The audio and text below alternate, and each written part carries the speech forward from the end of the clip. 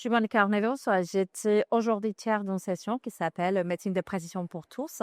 Et en fait, on a choisi différentes thématiques assez d'actualité que, ils semblent pas liés entre eux, mais à la fin, donc, ça s'adapte, ça vient l'un après l'autre.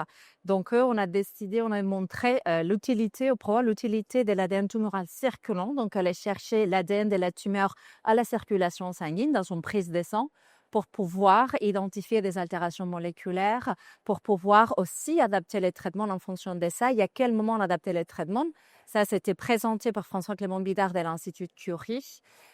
Ensuite, nous avons parlé de qu'est-ce que c'est le microenvironnement tumoral. On parle là toujours tumeur, tumeur, tumeur, mais il ne faut pas oublier que la cellule cancéreuse, pour survivre et aussi pour avancer, prend aussi des lettres des cellules qui sont autour et aussi sont impactées par la cellule qui sont autour. Et nous avons Céline Blay de l'Institut de Berronier qui nous a expliqué le rôle qu'ils peuvent avoir, surtout les lymphocytes tumoraux qui sont autour ou dans la tumeur, mais aussi les rôles d'autres molécules défensives qui, au contraire des lymphocytes, qu'est-ce qu'ils vont faire? C'est aider à la cellule tumorale à échapper à ce contrôle de l'immunité. Donc, très intéressant.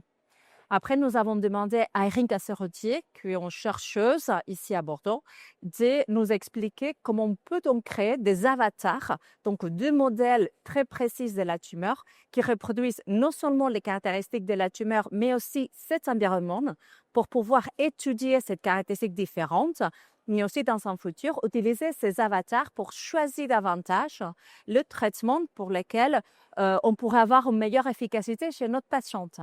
Et dernièrement, donc, un tout nouveau traitement qui apparaît, qui est déjà en cours dans d'autres types de cancers comme la prostate, que c'est la radiothérapie intratumorale vectorisée, c'est-à-dire on identifie des caractéristiques qui sont présentes à la surface de la cellule de cancer et là, on fait un anticorps qui va être ciblé, mais cet anticorps est attaché à une radiothérapie. Il y a une molécule de radiothérapie qui est attachée à cet anticorps de façon que cette radiothérapie est administré directement chez la cellule tumorale et n'importe quelle localisation, parce que bien entendu, ces anticorps vont trouver, donc en fait, c'est de fait de la radiothérapie un peu partout, de façon très directe et personnalisée et spécifique pour cette tumeur. Donc, j'espère que vous allez bien aimer cette session et je vous conseille et vous demande de regarder bien le replay et comme ça, vous saurez toute la nouveauté sur la médecine de précision.